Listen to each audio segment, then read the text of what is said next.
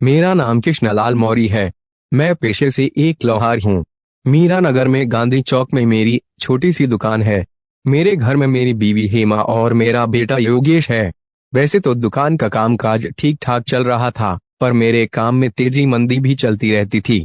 घर के खर्चे बड़ी मुश्किल से निकल रहे थे।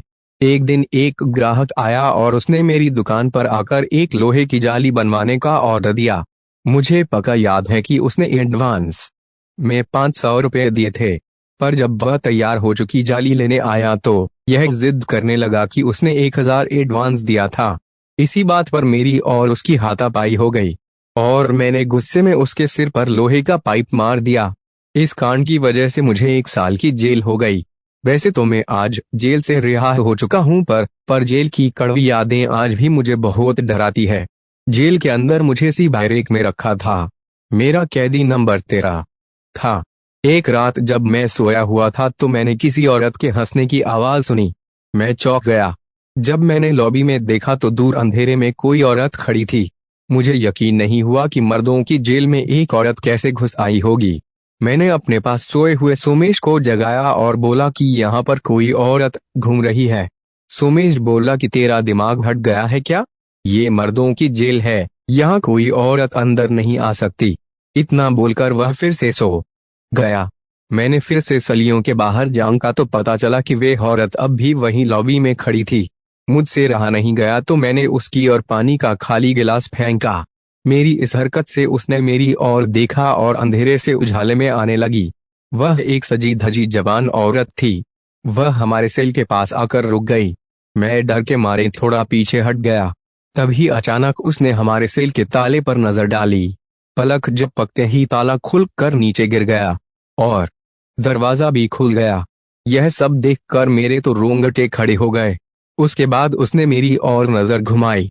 मैं उसे देखकर डर के मारे कांपने लगा। अब वे फिर से मुड़ कर उस ओर जाने लगी जहां से वे आई थी। जब वह मुड़ी तो उसके पीठ पर कोई मांस या चमड़ी नहीं थी, सिर्फ पिंजर था। यह भयानक नजारा देखकर मेरे तो होश उड़ गए।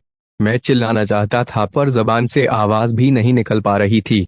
कुछ ही देर में वह भयानक औरत गायब हो गई। मैंने फिर से सोमेश को जगाया। इस बार मेरा डरा हुआ चेहरा देखकर सोमेश भी चौंक गया। उसने सेल का दरवाजा खुला देखा तो वह बोला कि यह तूने क्या किया? हम पर जेल से भागने का आरोप लगेगा।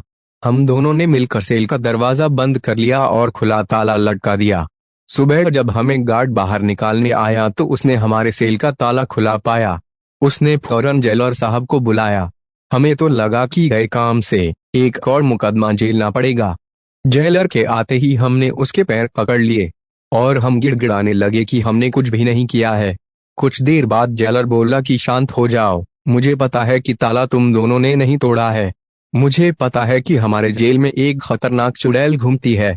कई कैदी उसके खौफ से बीमार भी पड़ जाते हैं। अगर उस चुड़ैल को गुस्सा ना दिलाया जाए तो वे इधर उधर घूमकर वापस चली जाती है।